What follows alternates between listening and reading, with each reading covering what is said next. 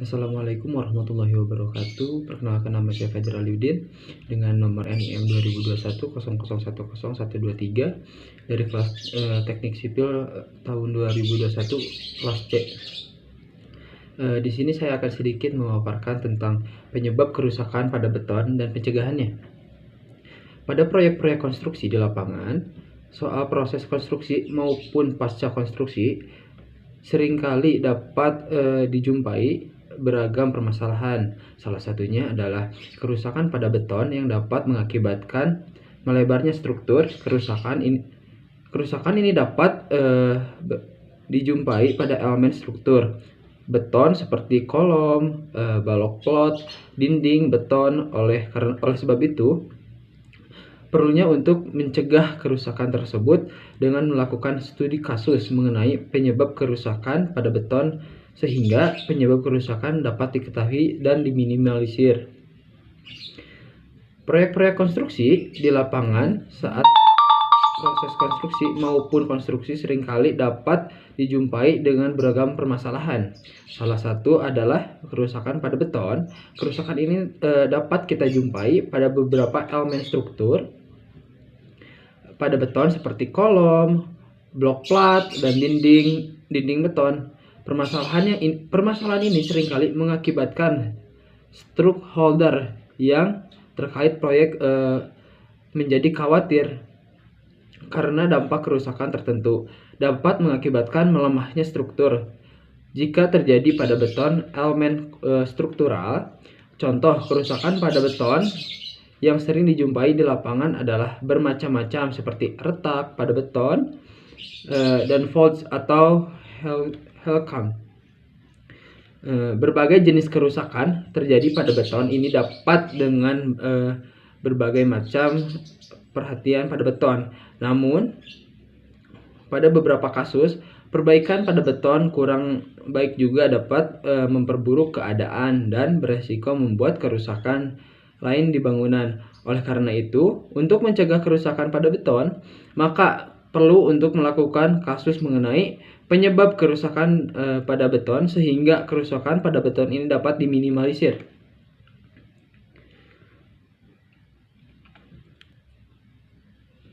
Nah, salah satunya itu adalah adanya retakan atau cracks, lalu adanya voids, lalu sealing atau spalling erosion. Untuk pencegahannya sendiri, sebaiknya dilakukan pencegahan terlebih dahulu sebelum terjadi kerusakan pada beton. Sehingga berikut ini adalah pencegahan yang bisa dilakukan setelah mengetahui penyebab-penyebab kerusakan, antara lain. Yang pertama adalah pencegahan pengaturan tinggi jatuh pengecoran dapat dilakukan dengan cara membatasi tinggi jatuh pengecoran 3-4 ft menggunakan termine. Dan pada saat menjatuhkan campuran harus secara vertikal. Pengecoran harus dilakukan secara lapis demi lapis dengan tebal. Tiap lapis tidak boleh terlalu tebal dari panjang pengetar dan tidak boleh lebih dari 500 mm.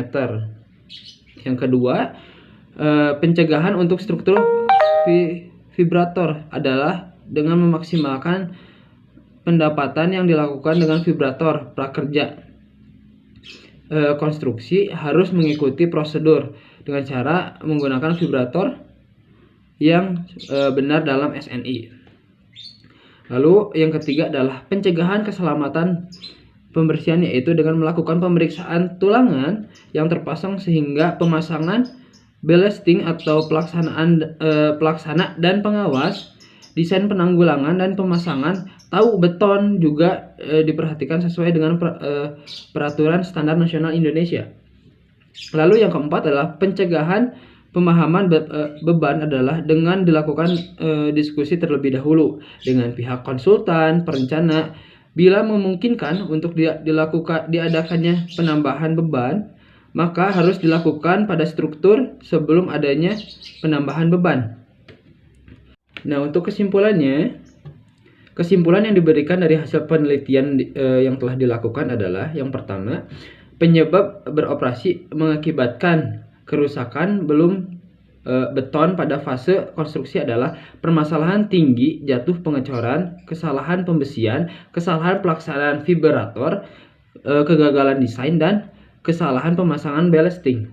Yang kedua, penyebab berpotensi mengakibatkan kerusakan pada beton pasca konstruksi adalah permasalahan pelapasan ballasting, permasalahan curing, permasalahan mengenai beban tambahan. Yang ketiga adalah berdasarkan hasil penelitian, penyebab kerusakan yang paling banyak terjadi pada fase konstruksi yang direncanakan, masalah pelaksanaan pemadataan dengan penggunaan vibrator.